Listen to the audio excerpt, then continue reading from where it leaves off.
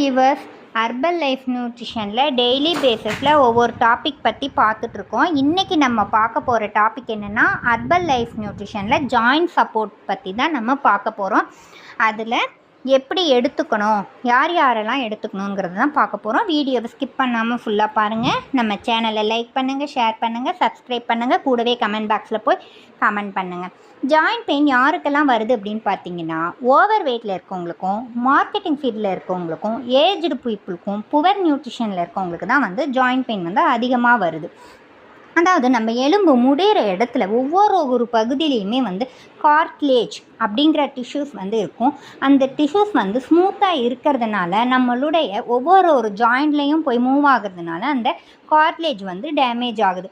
ஒரு வயசுக்கு மேலே நம்மளுடைய ஏஜில் பிரச்சனை வருது. இப்போ பார்த்திங்கன்னா 30 வயசில் இருக்கவங்களுக்கே கார்ட்லேஜில் பிரச்சனை அதிகமாக ஜாயிண்ட் சப்போர்ட்டு அந்த மாதிரி அதிகம் வருது.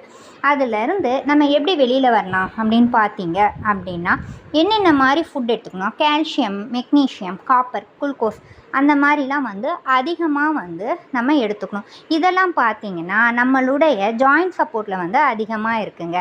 கால்சியம், மெக்னீஷியமில் 0.7 mg இருக்குது. காப்பரில் பார்த்திங்கன்னா 3.8 mg இருக்குது. குளுக்கோசமைனில் 0.55 கிராம் இருக்குது. இது ரெகுலராக நம்ம எடுக்கும்போது நம்ம இந்த ப்ராப்ளத்துலேருந்து நம்ம வெளியில் வரலாங்க. Take 1 tablet 3 times a day along with your meals. நீங்கள் இதை மாதிரி ஃபாலோ பண்ணுங்கள்.